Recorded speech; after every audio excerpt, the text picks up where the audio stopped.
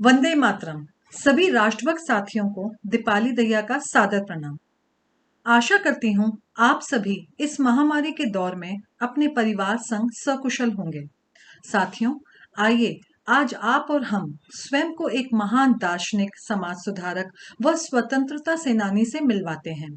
उनके बारे में बात करने मात्र से ही मैं स्वयं को गौरवान्वित महसूस कर रही हूँ। उनका नाम है श्री ईश्वरचंद विद्यासागर। क्यों साथियों, आ गया ना वो पाठ याद, ईश्वरचंद विद्यासागर, जो हम सब ने अपनी अपनी पाठ्य पुस्तकों में अवश्य ही पढ़ा होगा। यदि मैं कहूँ सादगी का दूसरा नाम ईश्वरचंद विद्यासागर है तो यह गलत ना होगा। इस महान व्यक्ति का जन्म 26 सितंबर 1820 को बंगाल के एक गरीब ब्राह्मण परिवार में हुआ था। बचपन से ही गरीबी व उसकी तकलीफों से ये भली भांति परिचित थे। इनके बचपन का नाम ईश्वरचंद बंदोपाध्याय था। ये संस्कृत भाषा और दर्शन के महाज्ञानी थे, जिसके चलते विद्यार्थी जीवन में ही संस्कृत कॉलेज ने इन्हें विद्यासागर की उपाधि से सम्मानित किया। इसके पश्चात इन्हें ईश्वरचंद विद्यासागर के नाम से जाना जाने लगा। इन्हें गरीबों और दलितों का संरक्षक माना जाता है। ये नारी शिक्षा के समर्थक थे। इन्हीं के प्रयासों के कारण बंगाल में कई स्थानों पर बालिका विद्यालयों की स्थापना हुई। बंगाल में विधवाओं की भी बहुत ही दयनीय स्थिति थी। इन्होंने विधवाओं के पुनर्विवाह के लिए खूब आवाज उठाई, जिसके परिणाम स्वरूप सन 1856 में विधवा पुनर्विवाह कानून पारित हुआ। इनकी कथनी और करनी एक समान थी, जिसका उदाहरण इस बात से मिलता है कि इन्होंने अपने इकलौते पुत्र का विवाह एक विधवा से करवाया। ये बाल विवाह का भी विरोध करते थे। इन्होंने बंगला लिपि की वर्णमाला को भी सरल एवं तर्क सम्मत बनाया, ताकि अधिक से अधिक लोग उसे पढ़ें व जानें। इन्होंने बंगाल में पुनर्जागरण का स्तंभ कहा जाता है। अपनी सहनशीलता, सादगी, देशभक्ति, समाज सुधारक व शिक्षा शास्त्री के रूप में इनका योगदान सदैव ही याद किया जाएगा। इनका निधन 29 जुलाई 1891 को कलकत्ता में हुआ था। इनकी मृत्यु पर श्री रविंद्रनाथ ठाकुर ने कहा था, लोग आश्चर्य करते हैं कि ईश्वर ने 40 लाख बंगालियों में कैसे एक मनुष्य को पैदा किया। जाते जाते एक बात और, सन 2004 के एक सर्वे के अनुसार ईश्वरचंद विद्यासागर को अब तक का सर्वश्रेष्ठ बंगाली माना जाता है। इन्हीं शब्दों के साथ मैं अपनी बात को विराम देती हूँ।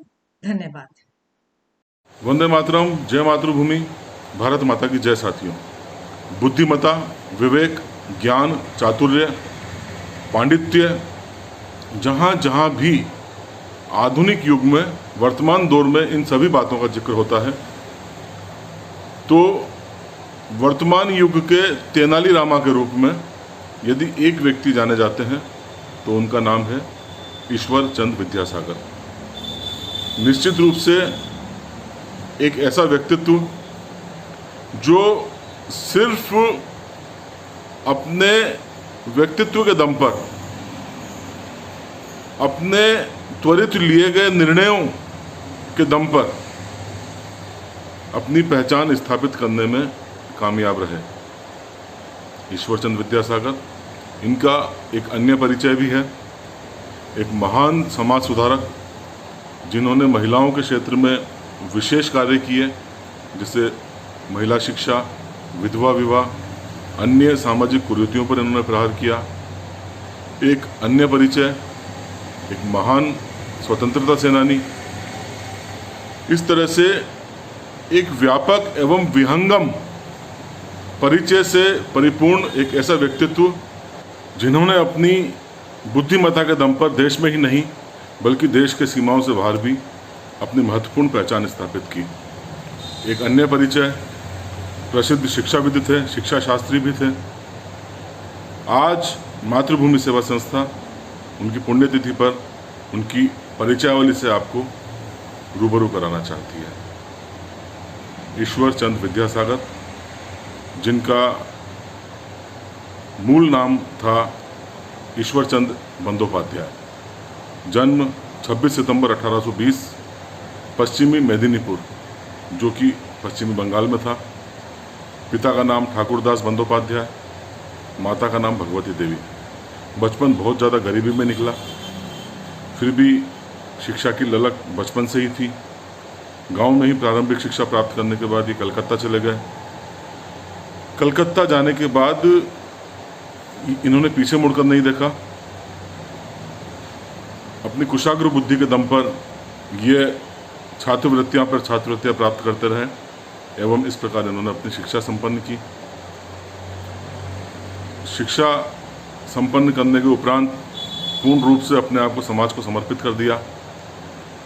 जैसा कि मैंने पहले भी कहा, एक स्वाधीनता सेनानी, गरीब दलित लोगों के संरक्षक, स्त्री शिक्षा के प्रबल पक्षधर, विधवा विवाह के प्रबल पक्षधर, निश्चित रूप से एक बड़ा व्यक्तित्व, एक बड़े आभा मंडल में स्वयं को स्थापित करने में यह सफल रहे। इसी क्रम में इन्होंने मेट्रोपॉलिटन विद्यालय सहित कई महिला विद्यालयों की स्थापना की।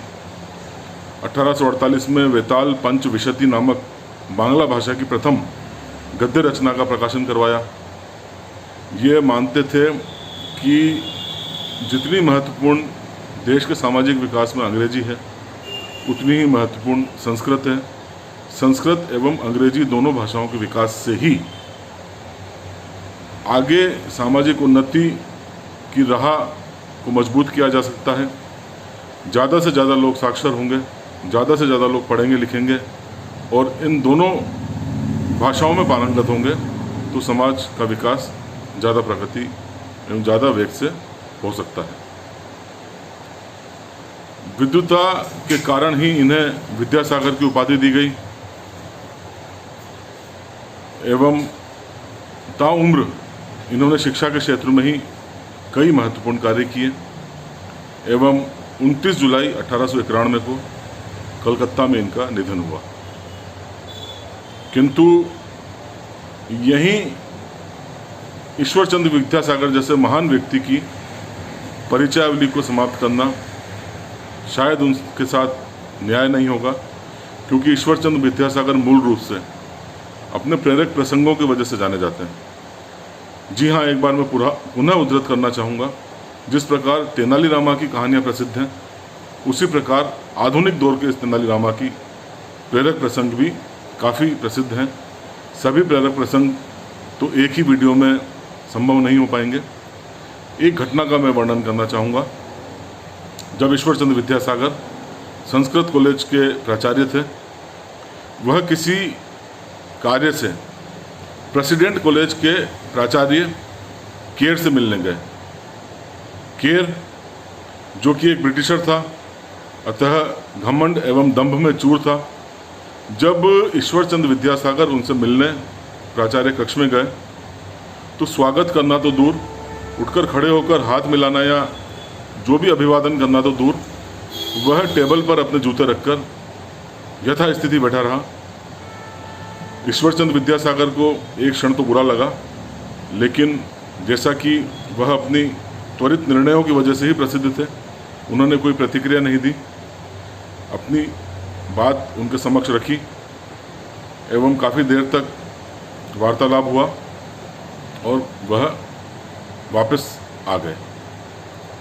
संयोग से कुछ दिनों बाद उसी प्राचार्य केर का ईश्वरचंद्र विद्यासागर के संस्कृत कॉलेज में आना हुआ। अब ईश्वरचंद्र विद्यासागर की बारी थी। जैसे ही उन्होंने केर को देखा, चप्पल समेत अपने पांव टेबल पर रख दिए। ये बात केर को नागवार गुजरी, केर को बुरी लगी एवं केर ने लिखित शिकायत डॉक्टर मुआर को की। जांच हुई, प्रतिनिधिमंडल बैठाया गया। अंततः ईश्वरचंद्र विद्यासागर ने यही कहा कि हम भारतीय लोग शिष्टाचार आप ब्रिटिशर से ही सीखते हैं। जब मैं प्राचार्य केर के पास गया, उनके कक्ष में गया, तो उन्होंने भी अपने पैर जूते समेत टेबल पर रखे हुए थे। मुझे लगा ये आप ब्रिटिशर्स का शिष्टाचार है और उसी का अनुसरण मैंने किया। यदि मैं ये अनुसरण नहीं करता तो मुझे लगा संभवतः केर बुरा मान जाते। ये था ईश्वरचंद्र विद्यासागर को अपने प्रतिद्वंदी या कहूँ कि अपने शत्रु को सिखाने का तरीका एक अलग ही तरीका।